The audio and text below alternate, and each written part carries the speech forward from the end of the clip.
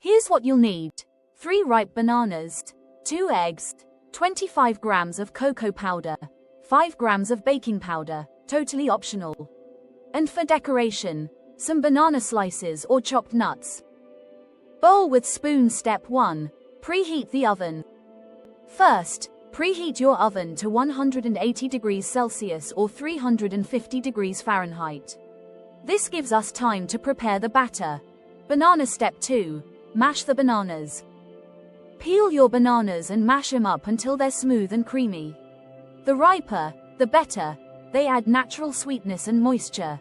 Egg. Step 3. Add eggs. Now, crack in 2 eggs and whisk everything together until it's well combined and a bit frothy. Chocolate. Step 4. Mix in cocoa powder. Time to add that rich chocolate flavor. Mix in 25 grams of cocoa powder and stir until it becomes a smooth, chocolatey batter.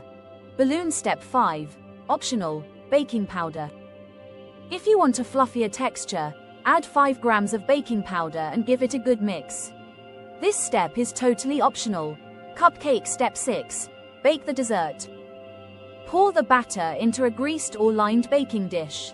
Then bake for about 35 minutes, or until a toothpick inserted in the center comes out clean. Snowflake. Step 7. Cool and decorate.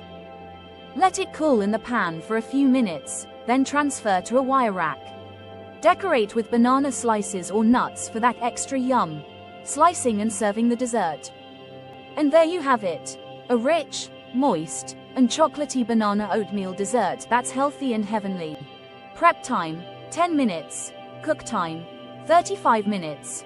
180 kilocalories, approximately.